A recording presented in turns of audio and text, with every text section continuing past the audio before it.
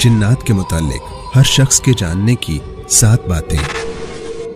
ये पुरस्रार वाक़या रसूल करीम सल्लल्लाहु अलैहि वसल्लम के बाबरकत दौर का है। एक सहाबी खैबर के इलाके से अकेले मदीना मुनव्वरा के लिए रवाना हुए। जो ही वो रवाना हुए, उनके पीछे 2 सरकश जिन लग गए। ये एक खतरनाक सूरत हाल थी जिसे एक मोमिन जिन भी देख रहे थे। उन्हें अंदेशा हुआ कि ये जिन इस सहाबी को नुकसान पहुंचाएंगे। चुनाचे वो भी उन जिनों के पीछे रवाना हो गए और मुसलसल सरकश जिनों को सहाबी का पीछा छोड़ने का कहते रहे, यहाँ तक कि वो वापस लौट गए। तब मोमिन जिन ने सहाबी के करीब आके उन्हें उस तशवीशनाक सूरत हाल से आगाह किया। उन्होंने मजीद कहा कि रसूलुल्लाह सल्लल्लाहु अलैहि वसल्लम के पास पहुंचकर आपकी खिदमत में हमारा सलाम पेश करना और बताना कि इस इलाके में हम जिन्नात से ज़कात इकट्ठी कर रहे हैं। अगर हम जिनों की खुराक आपके काम आ सके तो हम आपकी खिदमत में पेश कर देंगे। सफर मुकम्मल करके सहाबी मदीना पहुंचे तो उन्होंने ये पुरस्रार वाक़यात रसूलुल्लाह सल्लल्लाहु अलैहि वसल्लम से बयान किए। तब आपने फरमाया, आइंदा कोई तन्हा सफर ना करे।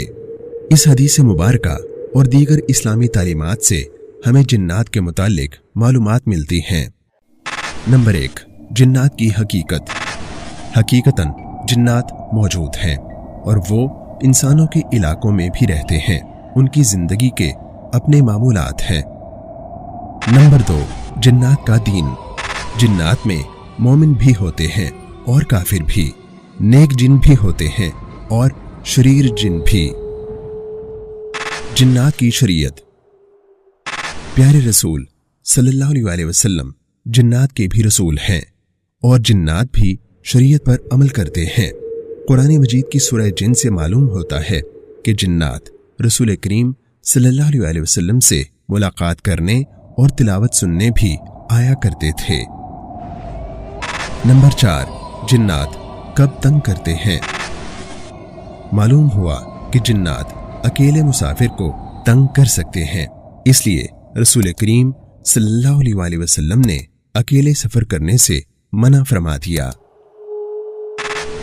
नंबर 5, जिन्नात का खौफ।